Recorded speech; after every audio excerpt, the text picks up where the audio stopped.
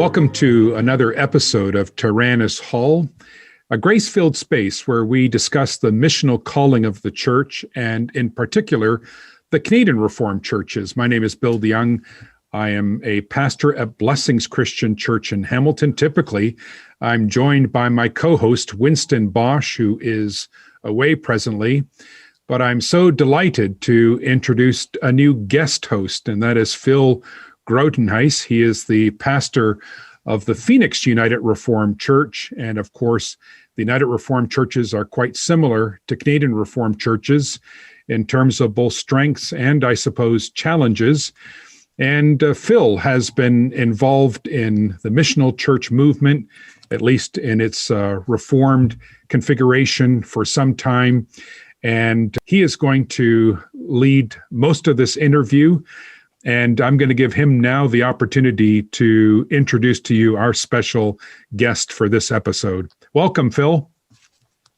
All right. Thank you, Bill. It's good to be with you and also to be with our guest today. And his name is Ron Lutz. And Ron has been a pastor for a number of years, beginning the Orthodox Presbyterian Church and then moving on to the Presbyterian Church of America. The reason why we're talking with Ron Lutz today is because of his involvement in what's called the New Life Church movement, beginning in Philadelphia. It has spread throughout the Orthodox Presbyterian Church and also the Presbyterian Church of America. New Life churches, from the very inception to the influence of a man named Jack Miller, also known as C. John Miller, has been very focused on the mission of the church and getting the gospel out to the culture. And he's been involved, as I said, in that movement for a number of years. And we thought it would be good to talk with him simply because we think that this has a bearing on what we believe to be the beginning of a more missional movement in our respective federations. So welcome, Ron. We're glad that you're with us.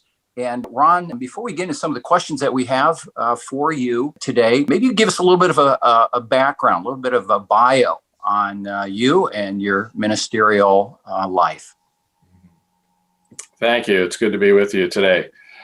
So I'm originally from Scranton, Pennsylvania. I became a Christian in college at Penn State and came from Penn State then to study at Westminster Seminary, which is where I met Jack Miller. I've been married to my beautiful bride for 47 years. We were in pastoral ministry for 43 years, and I've been wonderfully blessed to be connected to the Millers and New Life Church and other aspects of the movement of the gospel in this area. We have three adult kids and 5 grandkids, and we're enjoying this season of life where I'm doing part-time ministry. You're in part-time ministry. Okay. Well, wonderful. Thank you for that background. You know, I guess to be honest, while we're in this interview time, we're thinking more about the beginning years of your ministry and also your interactions with C. John Miller, again, also known as Jack Miller. And there was a recent biography put out on C. John Miller by an author, Michael Graham. And it's really, in many ways, a very fascinating read. But many of our viewers and our listeners may not know anything about Jack Miller. So maybe give us a little bit of a background on C. John Miller and your interactions with him in your early years of ministry and beginning in seminary, and the kind of influence that he has had on your ministry. So share that with us. Sure. Well, Jack was a seminary professor, a church planter, a pastor, a missionary. He had a PhD in English literature, a brilliant guy, but I would describe him as a man who was on fire with the gospel, kind of theology on fire. He was a very, very astute theologian, but a charismatic leader, and had a very significant influence on my life. I would say more influence than anyone else on my life and ministry, and I know many other Christian leaders who would say the same thing. The Lord used him in, as you already said, in a church movement, but also in the establishment of a missions organization called Surge. Okay. So if you read his biography, and I'll be mentioning the biography on a number of occasions, it really appears that in many ways, Westminster students, seminary students, were really quite drawn to Miller in ways perhaps that they weren't to some of the other professors. What was the magnetism of Miller? There was a love for people in Jack, a passion for the gospel, a willingness to get involved in people's lives, and a big faith for the gospel and what the gospel could do in changing people, and a deep conviction that we live during the age of the Spirit, where there is a plentiful harvest around, and there was a contagious faith in him. He was a risk taker. For a Presbyterian, he did some pretty radical things and just had a lot of charisma in terms of his personality, and folks were drawn to him. You know, Miller was more well-known in Presbyterian circles than in Reformed circles. Why is it? Why do you think it might be worth our listeners who probably are not very familiar with Jack, if at all, again, and people in the Reformed community, why is it worth knowing who Miller is? And maybe why is it worth purchasing his biography? I think Jack was able to articulate and live out a conviction of what Reformed theology, properly understood and properly applied, could accomplish in the life of the church and in our ministry in the world. And, you know, for circles where we're often known for our cerebral knowledge, our doctrinal knowledge, and being theologically astute and alert, Jack had an unusual ability to speak to both the head and the heart, and to speak to the needs, the desires, the struggles of our hearts, and motivate people along those lines. And I think some of his books, like Out-Growing the Ingrown Church, or The Heart of a Servant Leader, which is letters written to Christian leaders, pastors, and missionaries. I've known many people that have read those books and have said, whew, that his material just blew me away in terms of shaking me up in good ways, but also giving me a vision for what the work of the gospel can do in our lives and in our churches. You know, that's a similar response that you find when people read Tim Keller. And what's interesting that when you read Tim Keller, once you read the biography, you go, now I understand Tim Keller. It's all Miller. Or it's not all Miller, but it's quite a bit Miller. And he does let people know the influence of Miller in his own life. It doesn't seem, though, when you study a little bit of the history of Jack Miller, that not everyone was so appreciative of him. Some had reservations. Do you know why that might be? Well, he didn't fit the mold that we often think of in our Reformed circles, and he thought outside the box, and he led a church, New Life Church here, that ended up doing things quite differently than a number of our sister churches in the area. But, and I think in the eyes of some people in our circles, he was viewed as more of a pietist, or maybe there was a fear that we were getting into too much emotion in terms of our experience of the Christian life. But frankly, we didn't get involved in debates about those kinds of things. For the most part, he didn't. You know, we just said, well, we believe this is what the Lord has called us to do, and we believe it's faithful to Scripture and to our Reformed standards, and we're going to do it. Okay. Yep. Let's talk a bit about then. Let's move from Miller and the beginnings of New Life Church in Philadelphia. What in your, you know, if you go back into your memory banks, what do you remember going on? Let's say around late 60s, early 70s in various churches of Presbyterian persuasion. What was going on in the churches at that time that made Miller and others think we're going to start a new church, a different kind of church? Maybe you could explain a little bit of the background of that. I wasn't with him at the very beginning of the church. My wife and I got married that year, and then it was about 6 months later that we got involved. I don't think the start of the church, though, was so much a function of his evaluation of what other churches were doing. It was more driven by a positive burden and vision for folks that were not being reached by other churches in the area. We live in a great area where there are a lot of sound churches, faithful churches that preach the gospel. But I think Jack was heavily influenced back in those days by Francis Schaeffer, what was going on at Le Brie in Switzerland, a ministry to people that normal churches were not reaching. Jack was aware of the fact that there were plenty of people in the Philadelphia area like that who were unchurched or really disillusioned with traditional churches.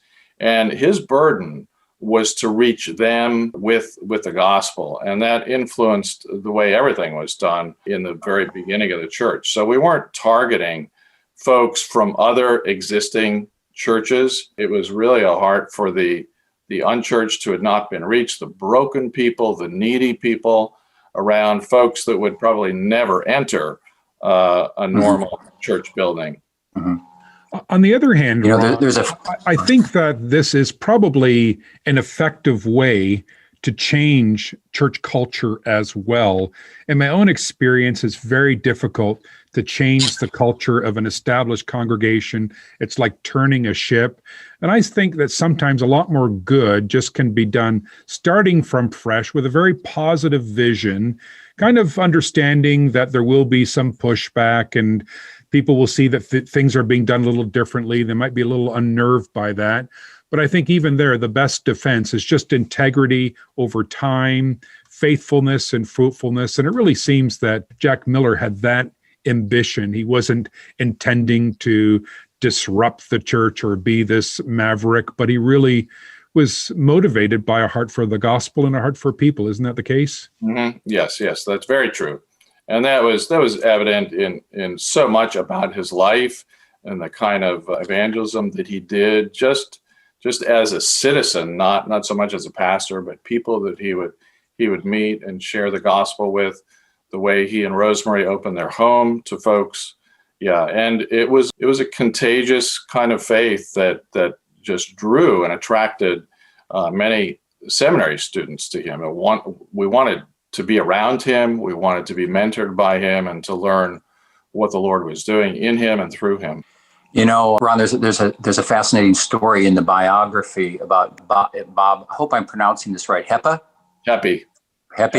Yeah. And how Bob used to be involved in some pretty rough stuff as I think as a later a teenager or something. And he got in connection with Jack because Pepe would hang around a pretty bad motorcycle gang, as I understand it. And Bob was involved in a lot of things. And Jack was sharing the gospel at one point with this motorcycle gang. People told him not to do that, but he did it anyway. And he was about to get beat up. And as I understand it, you correct me if I'm wrong, Bob Heppe kind of intervened, saved his hide. And but the point is that Jack could have gone down very quickly, but he had shared the gospel with Bob Heppe after picking him up hitchhiking at one point. And Bob Heppe remembered that, and he intervened for Jack, saved his hide, and converted to the Christian faith and ended up marrying one of Miller's daughters. Is that all? Did I get that right? Yes, you did. Okay. He became Jack's son-in-law, and he's a team leader with CERD, our missions organization, where he's been in London now with Karen for a number of years. Yeah, it's a great story. He was a teenager when he came to faith. He carried a big, thick Bible with him to high school as he was wrapping up high school, as he shared faith with his friends. Yeah. Phil, if I could interject here, you mentioned that, Jack was motivated maybe by some other things that weren't shared by his peers in the Orthodox Presbyterian Church. I realize he migrated to the PCA eventually.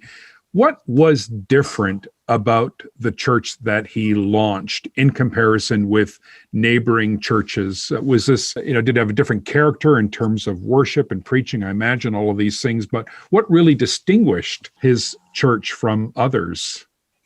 Well, I would say definitely the clientele, those that were attending, because there were so many unchurched. It was probably almost like a half and half mix of a lot of the seminary community, seminary students and wives, and then many, many unchurched folks who had no church background at all. I'd say that was the biggest distinction. Jack wanted to have a more informal kind of worship service, so our services were less formal than many sister churches around, much more emphasis on the sharing of stories and testimonies in small groups and in worship about what God was doing to change lives.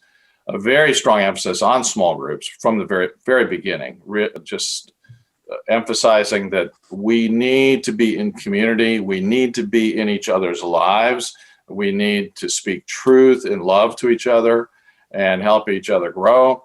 We need to be honest and vulnerable with each other about our needs and our problems and our mess. And Jack modeled a great deal of that he was very vulnerable about some of his own issues and his own struggles.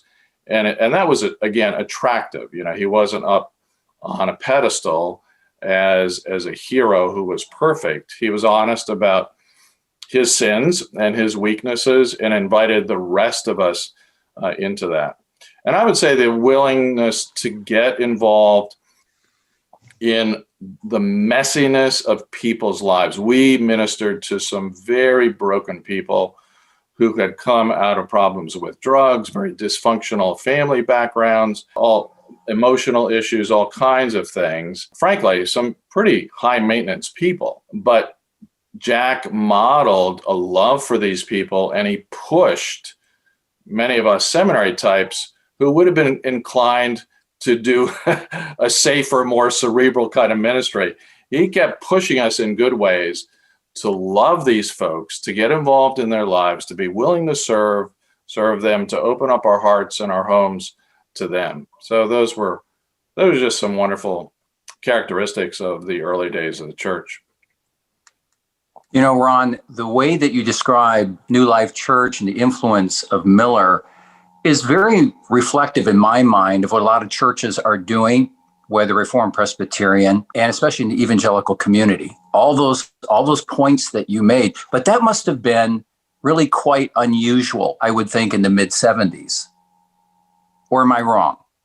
It probably was. I don't think I would consider myself an expert on that. I was still a fairly new believer at the time. But yeah, it did seem different, and some people didn't know what to make of it. But I would say, speaking for the Westminster student body, it was a very attractive model to a lot of students who wanted to serve the Lord and were trying to catch a vision for what should ministry look like. And this was a good local example of what it could look like. Mm-hmm. Okay. I'd be curious to hear from you, Ron, whether Jack shifted theologically at all. Did his ministry experience make him move theologically, or did he remain theologically consistent throughout this whole process?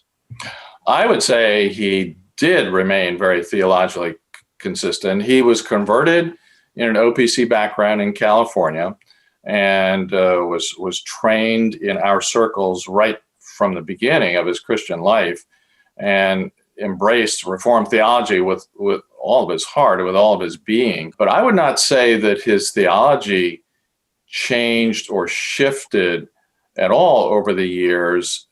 I would say, if anything, his convictions for our understanding of justification by faith, for example, became much stronger, and the importance of understanding the implications of justification and adoption in the life of a believer became much stronger.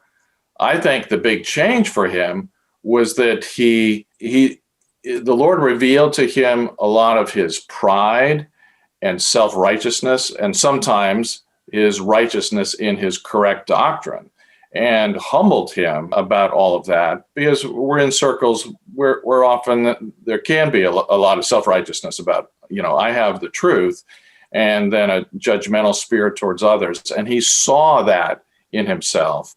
And the Lord broke him. Now, that was more in the 60s before New Life started.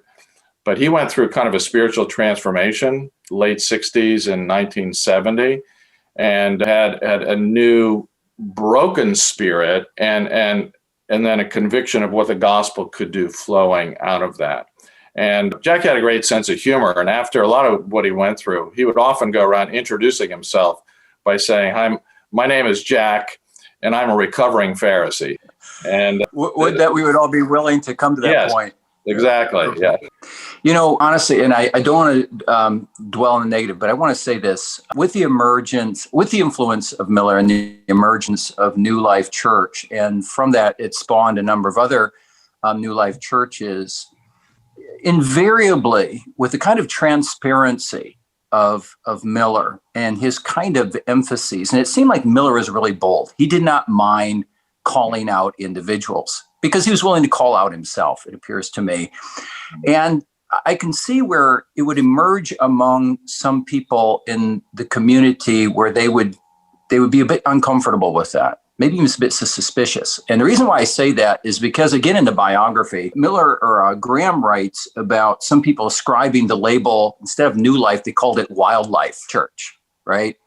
And because many people who attended church had never gone to church before, and some behaved in ways that made some people in Jack's circles uncomfortable. Here's my question, how did you and others connected with New Life respond to some individuals and some circles that, it's interesting what you're doing, but we're afraid you're going to go too far, that you're going to start accommodating to culture in trying to reach the culture? You must have had some of that. How did you respond to that?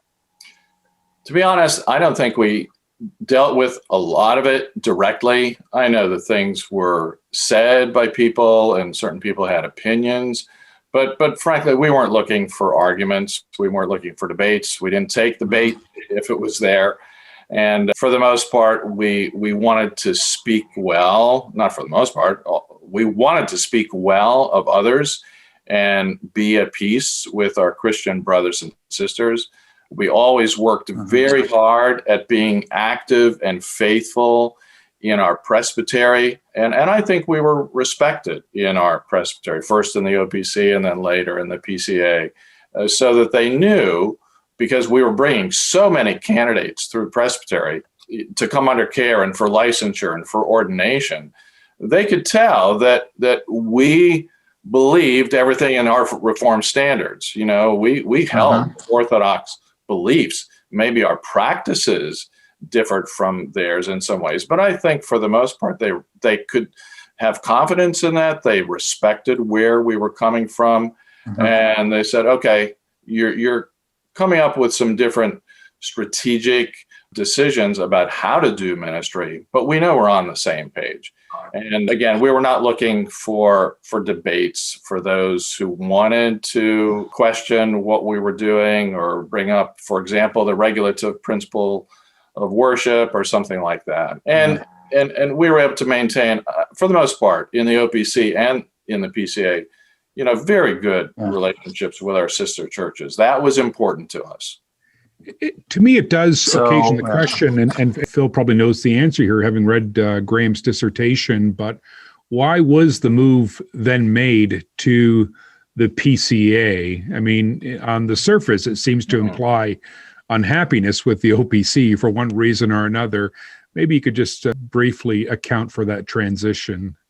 Yeah, that's a good question. It's a little complicated, but I would say from the time that most of us were in the OPC, now Jack had been in longer, but for my generation, from the time that we were in the OPC, there were discussions going on about merger and union. First with the RPCES, and that was voted down in the 70s. Then the RPCES joined the PCA, and in the 80s, there was a desire to see the OPC join and become part of the PCA. And many of us had very strong convictions, which we believed were scriptural convictions, that this was the right move, that we had the same doctrinal standards, and that in the spirit of John 17, the Lord would want us to be one denomination.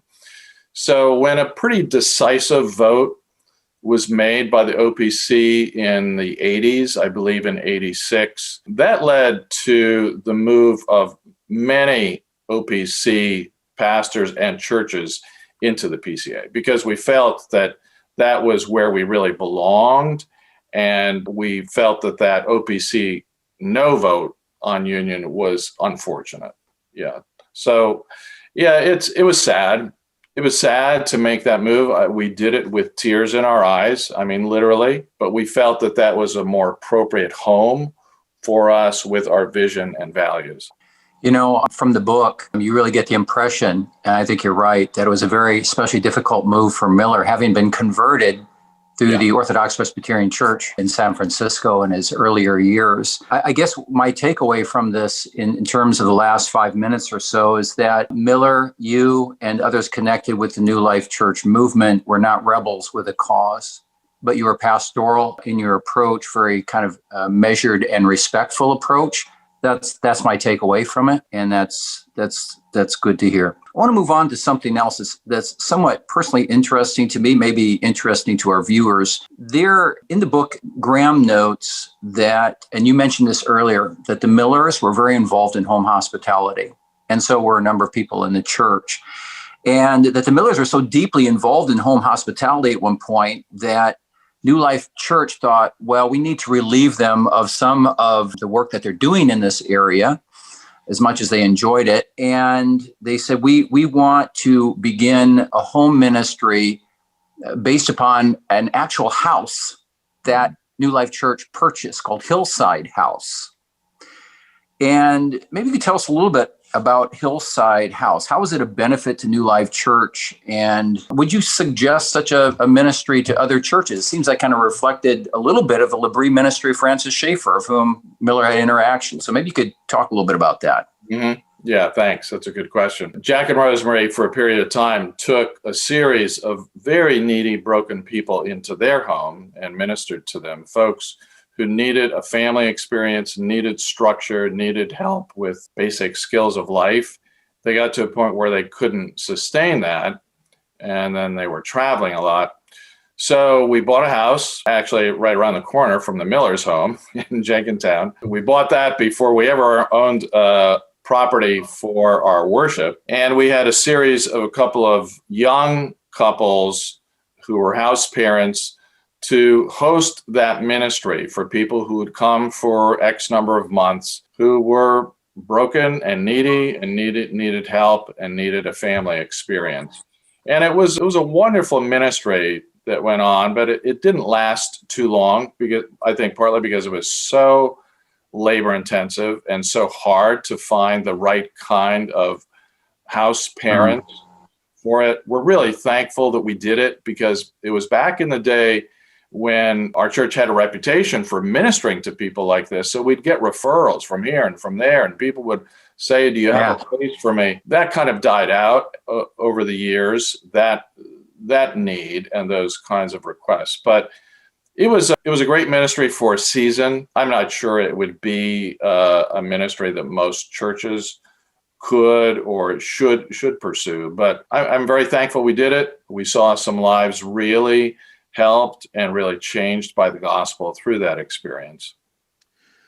I want to interject here. The reason why, all this is so valuable for us, Ron, is because Phil and I are both pastoring in confessionally reformed churches and are both quite captivated in changing the culture of the church in a way that is more intentional about reaching the lost and about being more hospitable to those with needs in our society. Well, one thing that kind of makes me curious is you have the New Life churches, and initially in the OPC and then in the PCA. How did they function within these larger denominations? Was there a smaller network? They often had the name New Life, I noticed.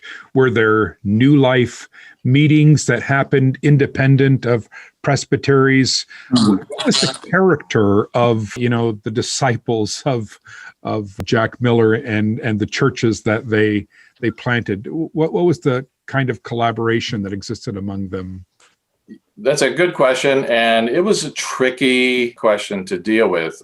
For a time, we did form what we called New Life Network, and staff members from all the local churches would meet monthly over lunch and share our lives and our needs and our visions with each other. We would do some joint training and vision casting, but we were aware even at the beginning that we wanted to make sure we didn't become a presbytery within a presbytery in a cliquish sort of way. So over time it evolved, and what started as New Life Network became a nonprofit that we formed called CityNet, which was our churches plus some other like-minded churches in our circles that oversaw church planting in the greater Philadelphia area.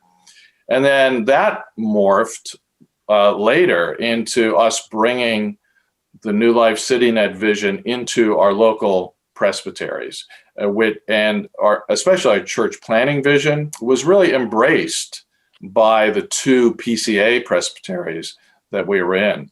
And we actually had CityNet dissolve and go out of business. And we felt that was good. We were happy about that because we didn't want to be isolated and separate and a presbytery within a presbytery.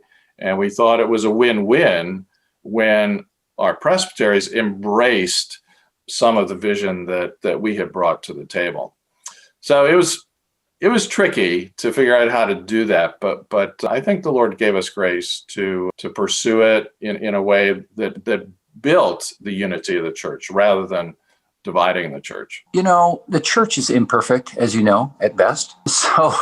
So as you look back to the emergence of New Life Church and the network, is there anything, if you could do it over again, is there anything that you would do differently?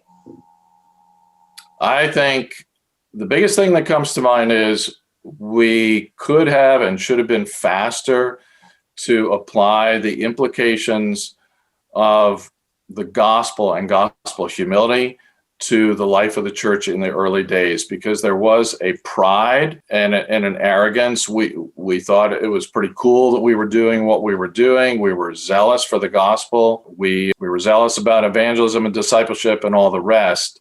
But it was almost as if a new kind of legalism started forming around that, so that we began to judge each other within the church and others outside of our church. And what I would call kind of a gospel revolution, though, happened in the 80s, largely through Jack and Rosemary again, and through what the Lord was doing in their lives, in the material that developed into sonship training, if you've ever heard of that, where Jack applied the gospel in a deeper way to all of our hearts. You know, his mantra was, cheer up, you're a lot worse than you think.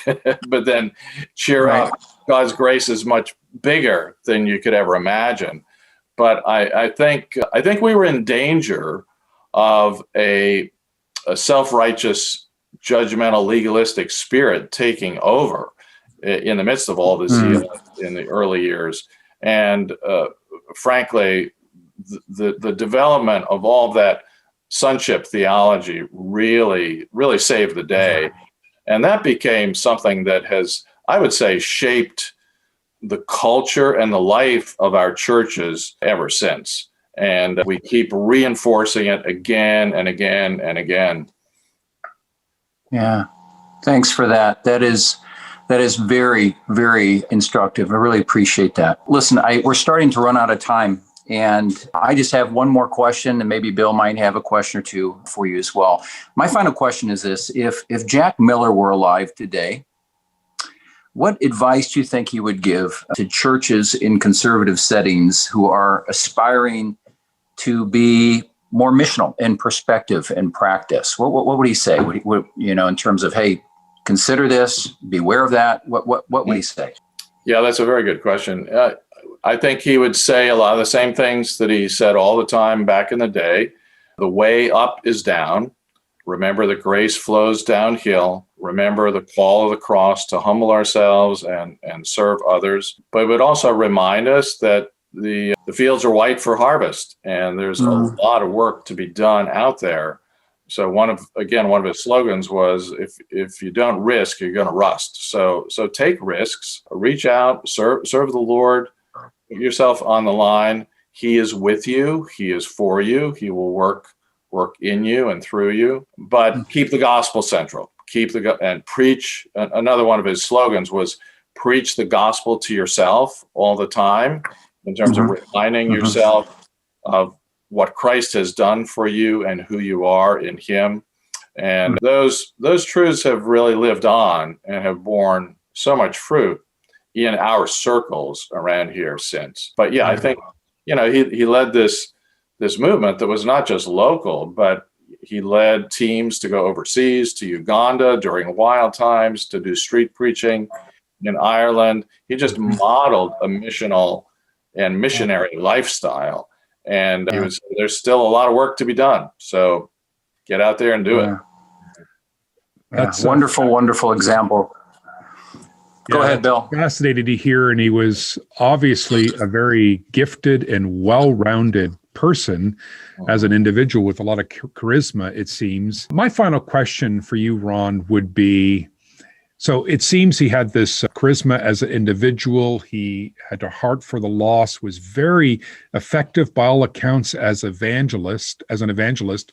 And yet, this movement that he launched is enduring. It's, you find the influence of Jack Miller in many different places throughout the Presbyterian world and beyond.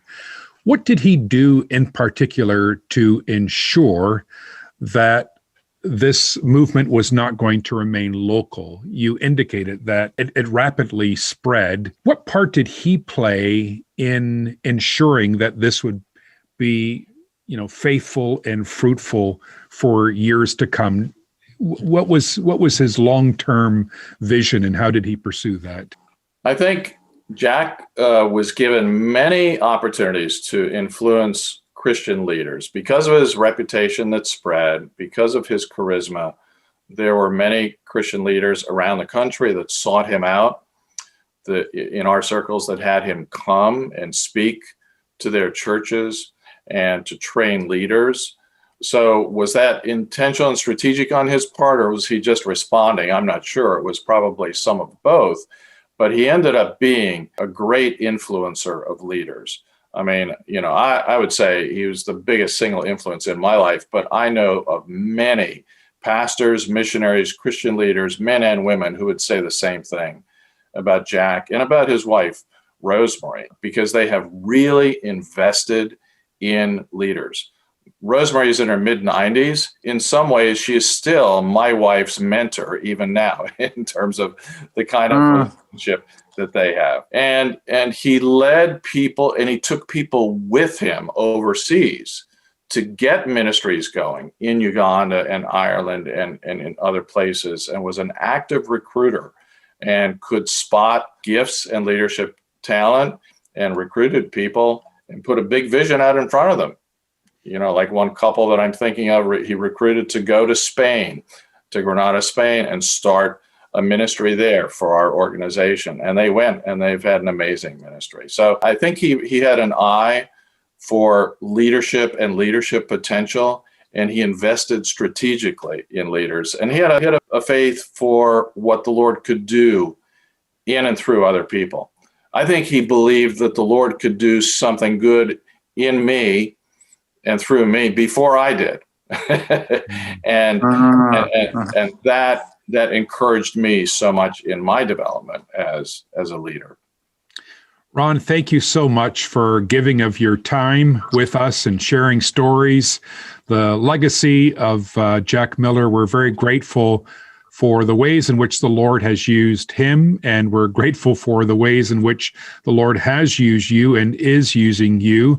And we want to wish you the very best in Christ, and may the Lord continue to prosper your ministry. So thank you very much for joining us on this episode of Tyrannus Hall. Amen. Thank you. Good to be with you. Well, that was a fascinating interview with Ron Lutz, and I'm grateful, Phil, that you were able to contact him and make this possible. You, of course, have read the biography on Jack Miller by Michael Graham. I haven't had the chance to read it. I really look forward to the opportunity. Maybe share with us a little bit about that biography and why you think it might be important for those in confessionally reformed churches interested in becoming increasingly missional to read? Yeah. Okay. Just to give you a quick background, then I became familiar with C. John Miller already back, I would say, in the mid 1990s. I was having interactions with missiologist Michael Goheen at that time, and I was telling him about some of the things that we're facing in our own church and my desire to become a bit more missional. And he said, "You should really read C. John Miller's Out-Growing the Ingrown Church." And boy, it's just been years and years since I've read that, but I remember it struck me. It's perspective and it's encouragement to practice mission in the context of the church, and the book's ability to speak to the matter of contextualization about how we should apply the gospel to the surrounding culture, which of course everybody knows is changing very rapidly. So that was my introduction to C. John Miller, followed up by then years later interacting with someone who came from our church, who was part of the New Life Church movement, who knew Jack Miller personally. And he said, "Hey, did you know that a biography is coming out on Miller by a man named Michael Graham?" And so it just came out, I think, in the last month. It's simply called Cheer Up, the Life and the Ministry of Jack Miller. The publisher is Presbyterian and Reform Publishing. And I read the book, and it was fascinating to me because I had been reading a lot of other authors and missiologists, and one in particular was Tim Keller and his very important work, Center Church. And I was trying to figure out Keller, and then all of a sudden, after reading the biography of Miller, I go on, well, Keller is only a reflection of many ways Jack Miller and his influence in his life. And a lot of things just started to come together for me. The biography is it's a popular read. It's an adaptation of a dissertation written by Michael Graham. I've read both the dissertation and the book. The book is very readable. In some ways, it's a quick read. And as to your second question, I think it's very instructive for us, especially in more conservative, confessional, Reform, and Presbyterian churches. I think instructive because history is always teaching us something. And as I see what's going on in some churches in URC, and also what's really interesting to me, and I think in some ways, some Canadian Reformed churches are farther along in this than a number of churches in the United Reformed churches, is that there is an emergence of a group of churches that say, you know what, we want to address culture. We realize where it's going. We're increasingly living in a post-Christian age. How are we going to make the gospel intelligible and accessible and credible to the surrounding culture, moving beyond tribal habits, tribal customs, tribal language in order to reach the culture? And that's exactly what Miller wanted to do and did do. And so I think there's a real parallel here. And this is why I thought the book, the dissertation by Michael Graham, and the interview that we experienced today was just great. I enjoyed it, and I think it's very instructive for us. Yeah, I find Jack Miller to be so insightful. Like you, I read Outgrowing the Ingrown Church some time ago, and I always remember that chapter, Marks of an Ingrown Church. And one of the marks is extreme sensitivity to negative opinion. And I really think this is something that can plague conservative Reformed churches. You know, there's an individual or perhaps a group of individuals who object to something the leadership is doing. An enormous effort is made to placate that person or to make that person happy. And in the end, I think it does paralyze the church. And so it may seem insensitive, but for me, all it does is it demonstrates greater sensitivity to Christ and to his commission, not to pay too much attention to negative opinion, especially when it's just a matter of traditionalism or so. So it seems that he was very perceptive about church culture as well. And we didn't get a chance to talk much about that in the interview, but his book, Outgrowing the Ingrown Church, I think just demonstrates how perceptive he was about church cultures for good or for ill. I think he was perceptive and also highly introspective in a healthy way. And I think he was able to pastor with such grace and with such effectiveness because what he did is what my wife always tells me to do. She says, honey, you need to search your heart. When you preach, you need to first search your heart. When you pastor, you need to search your own heart. That's exactly what he did. And he found a lot of muck there. which led him to write a book on, here's another great book by Miller, on repentance. What he did is he emphasized the personal side of faith. He emphasized repentance, emphasized justification by faith, the grace of God, the gospel of God, and that we live now in the age of the Spirit. Although all those emphases that we need in our own churches. And he had to navigate that in his own life. And because he did that, because he himself repented and embraced Christ truly and lived in the age of the Spirit himself and embraced all the promises of God in the scriptures, I think he was able to pastor effectively and help produce the kind of churches that embrace those very things. That's why I think Miller is so important.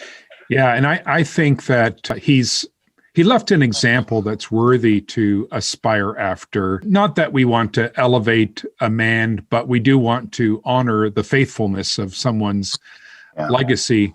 And what struck me from the interview with Ron was here is a man who was thoroughly reformed and over the course of his ministry did not waver from his reformed convictions. People need not be alarmed by those in the church suggesting changes here and there under the assumption that this means compromise in terms of theology. He was consistently reformed to the end. The other thing that I really liked about what I heard about Jack Miller from Ron was his positive outlook. And I suppose this ties into my earlier point about not being excessively invested in negative opinion. But it sounds like he just went about his work and went about it well, and over time earned the respect of his peers, so that after a while, even though people didn't necessarily agree with him, they weren't opposed to him either. And then the third thing that I found interesting is that for a time, a network was necessary where there was some teaching and some training and some collegiality.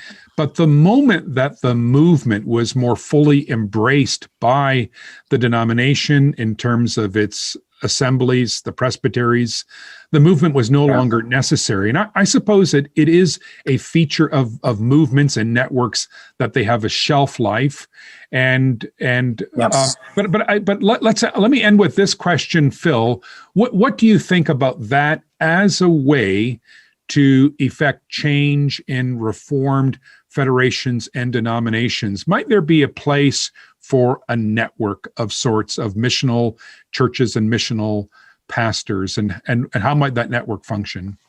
Well, sure. I mean, in some ways, and I haven't shared this, and I don't think it's necessary at this point, but you've been part of our mission cohort in Phoenix for the last, 5 or 6 years. And we have Canadian Reform and URC men. We're very missionally minded, getting together, and we're talking, we're debating, we're thinking about how can mission more live in the life of our churches. How do we actually go about participating in Christ's mission to the world, where Jesus says, as the Father has sent me, so now I send you.